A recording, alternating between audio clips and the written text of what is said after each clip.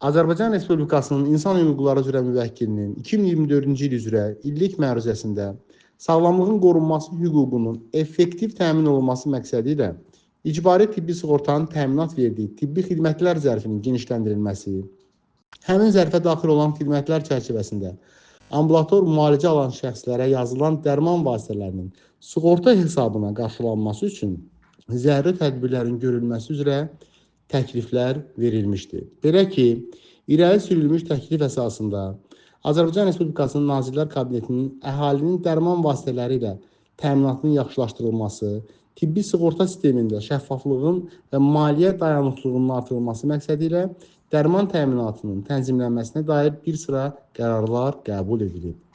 Sevindirici haldır ki, yeni qaydalar vətəndaşların ambulator şəraitdə istifadə olunan, eyni zamanda əlçatan dərmanların icbari tibbi sığorta hesabına təmin edilməsi ilə bağlı mexanizmin normativ çərçivəsini müəyyən edir. Qaydalarda dərman vasitələrinin icbari tibbi sığorta hesabına kompensasiyası mexanizmi, onların xidmətlər zərfinə daxil edilməsi və çıxarılması meyarları da müəyyənləşdirilir. Bu yenilik dərman təminatı sisteminin hüquqi və inzibati əsaslarının formalaşdırılması istiqamətində atılan mühüm addım kimi tərəfimizdən qiymətləndirilir.